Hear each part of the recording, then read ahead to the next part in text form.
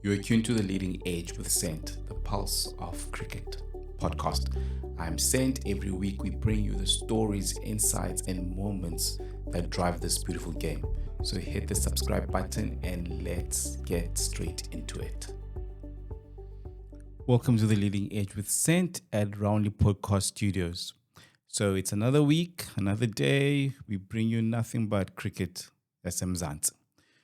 So before we move on, please don't forget to subscribe to the show. Every listener we're thankful for. So this week we are talking about the SA20. We're not getting into it too deep, but it's coming closer, and I'm one of those people. I would say I'm feeling it, like it's getting warm. And the thing about this year as well, it's coming sooner, like a month earlier or 2 weeks earlier than usually before. Usually we have SA20 in South Africa in January, but this time around it starts during peak festive season, like literally on the 26th of December, and you get MI Cape Town. Okay, let me rephrase it like this: Sunrises, Eastern Cape versus MI Cape Town. So it's basically the champions versus the former champions, the only two sides that have won this tournament.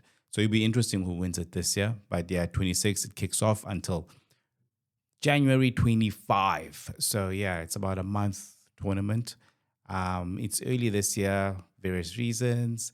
Doesn't really matter. Most important thing is that we get to cricket and we enjoy it, and CSA stays afloat. Obviously, India has to come to South Africa as well, just for us to make that money. But as I said, I'm going to talk about SA20, and literally, I'm not going deep with it. But what I'm going to talk about, the players that to watch in each team. Let's start in Joburg. We have the Joburg Super Kings. They will be captained by Faf du Plessis for the fourth year in a row. I don't think or Faf will not captain the side. Players to watch there on my angle will be Faf du Plessis, Donovan Ferreira, and I'll also put in Vian Mulder. But I'm going to talk about Vian Mulder just a bit later on. Why? Because just in case people like, but Vian Mulder is not a T20 player. Actually, he is improved. But the player to watch, I would say, is Donovan Ferreira. I think his stocks have risen up in the last years. I think I spoke about him in a podcast a few podcasts ago. And I had stated something with Donovan Ferreira that he's living up to his potential right now. He was a late bloomer. So maybe I think that's why even it took a while to get into the Proteas setup, I would say. And even in the times where he did get a chance, he didn't actually grab it. And provincial, international makes sense, not just the matter of can you really play, but also, well, can you control the nerves? So I think Faf du Plessis is going to be interesting at the Joburg Super Kings, but I think the player to watch would be Donovan Ferreira. I think Donovan Ferreira is their Hendrik Claassen, and I do believe Donovan Ferreira is the replacement for Harry Claassen in the South African white ball side. But again, we'll see how that goes. But the player I want to talk about is Vian Mulder. Vian Mulder is going to be the batting all-rounder. It'll be interesting where he bats in that team. But when he was at the Durban Super Giants, he was actually quite a good finisher. He batted well at three when he had the opportunity, but as a finisher, I believe he was really good. He showed us his big hitting range, and Vian Mulder that's his home ground. Wanderers is his home ground, so he understands the Wanderers. It's been a while since he's played though for the Lions, but yeah, man. So I really believe those three batters. But now, players that I want to talk about with them is a player that they've added, international player Dan Worrell. Dan Worrell was in the SA20, the second one, himself, Marco Janssen, and Bartman. Those three gave. Without those three bowlers, Sunrisers, Eastern Cape does not win the tournament. I think those three carried the team. So one thing Ilanduka Joburg Super Kings did was to get Dan Worrell at the auction. So yeah, Dan Worrell now will be playing for Ilanduk Joburg Super Kings. They did not keep Blizzard Williams. So it will be, I think the opening bowling pair will be Daryl Worrell and Nandre Berger. So when I look at the team again, there's no one really who stands out. There's James Vince, yes. Um, Richard Glisson, Reese Topley, Imran Tahir. Interestingly enough, Imran Tahir was actually the last um, person that they bought, and Imran Tahir was the second last person bought in the auction. So Imran Tahir will be obviously that player, but I don't think he's going to play much. I don't see Imran Tahir playing much. He was good in the CPL, the Caribbean Premier League, but I don't know. Something tells me he's not going to play much in this Joburg Super SA20. A player that I want to see though is Steve Stalk. I'm a big fan. Those that know Steve Stalk will know he was part of the SA Under 19 team with Kwena Mapaka, and he used to open the batting with Luandre Pretorius. They formed quite a really, really, really good opening pair for the SA Under 19 team. So they took SA to the finals of that edition. But we'll see how that goes. But at provincial level or domestic level, Steve Stalk hasn't really said things I liked, like Ulu Andre. But anyways, but this might be the catalyst he needs. Um, yeah, that's it about the Joburg Super Kings, man. And then the defending champions in my Cape Town.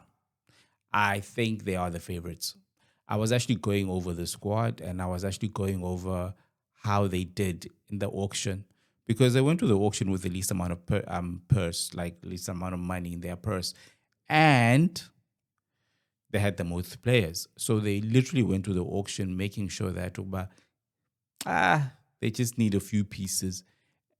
And their strategy was quite simple even there. They bought most of their players that they actually needed. The interesting thing was, I actually thought Urasi was going to be part of the Power Royals. I thought Power Royals will go big on Rasi because he's a type of batter that can bat in PAL. I think he would have been good for that pitch. But MI Cape Town made sure that they get Rossi back, to make sure that Ryan Rickleton, no Rossi, that partnership stays solid. They brought back Oriza Hendricks as well, so that was good for them. But I would say their best players, I would say, or most important players, will be Ryan Rickleton and KG Rabat in terms of locally. Um, Puran was the player that they purchased. That was their big purchase before even the auction. And MI Cape Town is synonymous, man, for buying players before. They don't mind going to the auction with the least amount of purse. But I think they have things right because Puran will be good in terms of the finisher role. I think he takes over the role that's been left by Brevis. And then you also have Trent Bolt and KG opening the bowling. And then we're going to have a new. I'm not sure if Shamsi is going to play much, but the Cape Town pitch, Shamsi, Cape Town pitch, Rashid Khan, I really think that will work well for them. I don't know if they're going to be twins, but they're not that tall, both of them. They're both wrist spinners.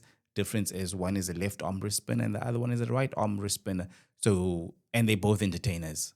They're both entertainers. So I think Shamsi is going to bring entertainment to Cape Town, and this may be what Shamsi needs, not to kickstart his international career, but to kickstart his T20 franchise career, as in just to give that boost again, where people actually understand Shamsi is that bowler. You know, uh, some may say he has been disrespected even the SA20. Um, He was really good for the Power Royals, and the Power Royals let him go in a trade. Nochal. And then went to Joburg Super Kings. Joburg Super Kings, within one season, got rid of him. So it will be interesting to see how he does now in Cape Town. Um, yeah, you know what? I believe in my Cape Town is probably the favorites, most balanced team. But we'll see how that goes. Maybe I'm biased because I'm from Cape Town, eh? And then Power Royals. Oh, where do I start? David Miller is still their main player. Luandre Pretorius is still the probably best young player. We'll see how things go. That's all I have to say about the team. Honestly, I think Kuma Sangakara um, went to the auction with a strategy, but I really believe their strategy, which whatever was their strategy, because I don't know their strategy, but whatever their strategy was, I just believe it was just, it just blew. Because every time they tried to go for a player, they didn't get the player. They did get Delano Putkreter from MI Cape Town. He had a good season. But I just think when it comes to Power Royals, it's David Miller, Luandre Pretorius, and Bartman. I think Bartman is the player or a key player, but I don't think Bartman is. I don't think he's going to be that successful. I understand that St. George's and what's the Paul Stadium again? Boland Park. St. George's and Boland Park, I don't see much difference between the two. I do believe that Boland Park is more flat. I think it's more conducive for spin compared to St. George's, Gqeberha.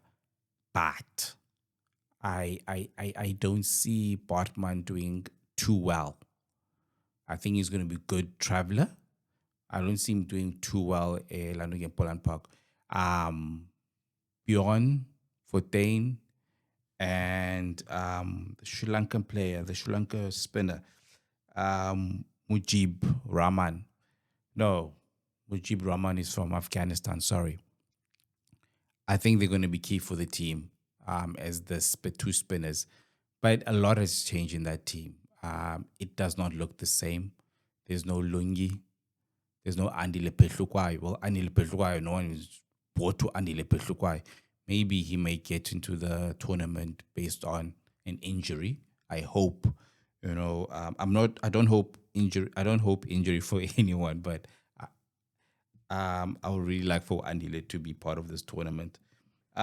This might be the tournament for Ngaba Pita, but again, I don't see Ngaba playing that much.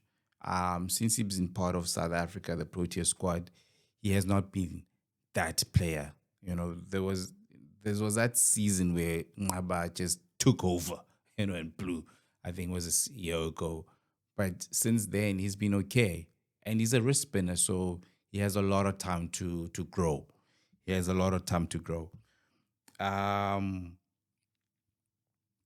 A player at Power Royals that I forgot. Okay. Gugadesh Moti from the West Indies. If I said your name wrong, I'm sorry. Moti has been an interesting case in the sense of when he first came into international cricket, people didn't view him as a T20 player. He was more of a T20 player. I mean, a test player. But over time, even West Indies now is using him as a white ball specialist more than a test specialist, which is quite interesting. Um, but I think he's going to enjoy life at Pal. I think he's going to play more, a lot more as well. And then as we move along, we go to two-time champions. Now, they no longer have Aiden Markram. Aiden Markram went to the auction. Interestingly enough, there was a battle for Aiden Markram at the auction. Durban Supergiants, Pretoria Capitals. Those two teams battled for Aiden. And then when Pretoria Capitals were like, nah, we out in this bidding, do you know what happened? Sunrisers decided to match Pretoria Capitals' bid. And then the next thing, Pretoria Capitals up the bid. I mean, Durban Supergiants up the bid. And then just like that, Sunrisers couldn't match it. It was interesting to see Anelem Dota actually quite happy when Sunrisers decided to match um, the bid from Pretoria Capitals. But obviously, in the end, Pretoria Capitals got Aiden. Aiden Makram now is the second. At the time, he was the highest, most expensive player in the SA20. But now he's actually the second most expensive player. But I wasn't talking about them. I was actually talking about the Sunrisers, Eastern Cape, the Gqeberha boys. So Stubbs, I think, will be the main guy. He used to be the most expensive player for the first 3 seasons of the tournament. You have Marco Janssen. I feel those are their two star power players. And then someone will be like, but what about Norkia and Quentin de Kock? I feel like those two players can change a team, can change a match like just like that. They still have a lot to offer, but let's be honest, they're not in the same level that they used to be probably 2 seasons or 3 seasons ago. I believe Norkia is still quick. He's still dangerous with the ball. Um, but now the question is, can he stay injury free? That's what his Sunrisers will be hoping for. As for Quinton, he's back in the South African side. He hasn't done much, but we'll see how it all goes, man. I don't have a big faith on Quinton de Kock, but he was a good purchase. He was a good purchase. He's a name. He's a brand. So can you replace Aiden? No. Stubbs will be the captain. Um, Johnny Pesto is another player that's big. I think that was a good purchase from them. He moves from Joburg Super Kings. Uh, Again, there's not much to say about Johnny Pesto. He's still good.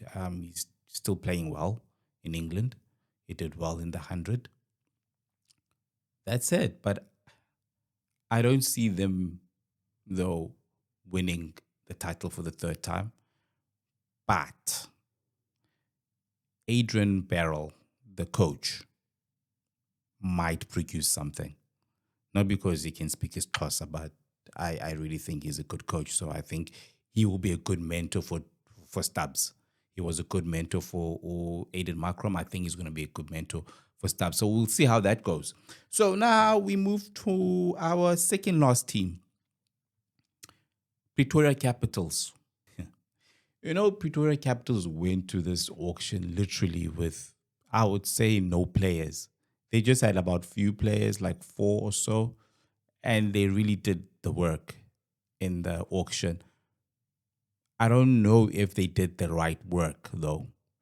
They do have Andre Russell. They went to the auction knowing that they have Andre Russell. Their first purchase was Keshav Maharaj. I think he may be the captain. We'll see how that goes. Keshev is a good captain, but this is Pretoria Capital, so they may choose someone else to captain the side. Brevis was a talk of the town. Right now, he's the most expensive player in SA20 history. Will he live up to the hype? Brevis, since under 19, or maybe even before under 19, he's been living up to the hype. So he's had that pressure. So I don't think him being the most expensive player in the SA20 history is going to get to his head. All he's going to tell you, Brevis, whatever happens, he will just tell you that it's within the Lord. He's quite religious. So the Lord will do what the Lord wants to do. And if Brevis is supposed to take season 4 to a whole new level under Pretoria Capitals, if the Lord wishes that, according to Brevis, that will happen. If it doesn't, I think he's still okay. I think he's still okay. We all know what he can do. I think without Brevis, I don't see MI Cape Town winning that tournament last season or last edition. But I don't think they have enough pieces. I honestly don't think they have enough pieces. They have Will Jacks. He's been there since, I think, first season. So he's literally a Pretoria boy now. So I am pretty much sure Will Jacks at some point should be able to say a few Afrikaans word or Tswana words, He should be able to say, but it is what it is. The last team I want to talk about is the Durban Super Giants, coached by Lance Klusner. They likely to have a new captain in Aiden Markram. I don't see them making someone else a captain. Hendrik Clausen is still there. They got Josh Butler. Those three alone, I think, give them an edge on a lot more teams. I think they have the potential not to just get to the playoffs. I think they have the potential of reaching the final. Spin bowling wise, they got Sulan Narain and Noor Ahmed. So those two are really top class spinners, world class, actually, not top class, world class. And then in terms of the bowling department, they got the young Quinn Parker, but Indabaga Kwena is actually quite interesting because I hope he'll be fit enough for the tournament, in the sense of there's been a scare that he may be injured, he may have to go through a surgery or something like that. So I actually hope he's fit enough for the tournament, because I think Kwena is actually box office. He reminds me of UKG just a bit. I don't want to compare him because one is a lefty and one is a right. But Kwena is box office. He's still finding his game as well. Gerald Kutse is also there, so it might be interesting to see Gerald Kutse and Kwena Mapak opening the bowling for Durban Super Giants. But interestingly enough, they're both currently injured. So, yeah, I do believe Durban Super Giants owners are probably worried in management. But I think Lance Klusner has it sorted. I really think that's sorted. As I said, I do think the strongest team, I think, is MI Cape Town. Durban Super Giants, I really believe, has a chance. Joburg Super Kings, I think they're the third best team in this.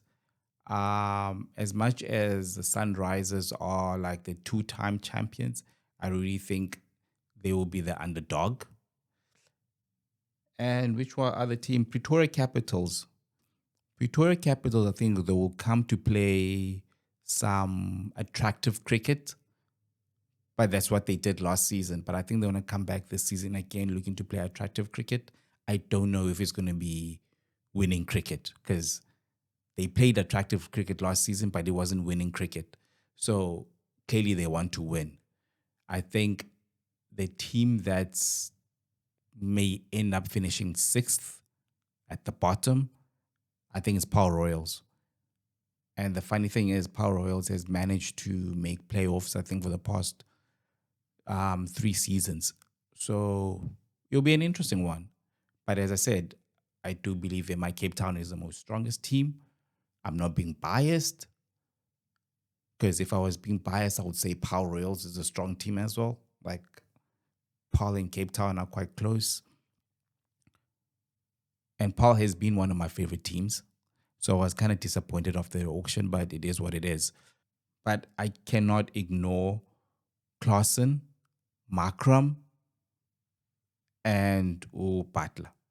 Those three, it's going to be interesting to see how they balance their team. So that is it from me this week, for this episode for Ilanduk.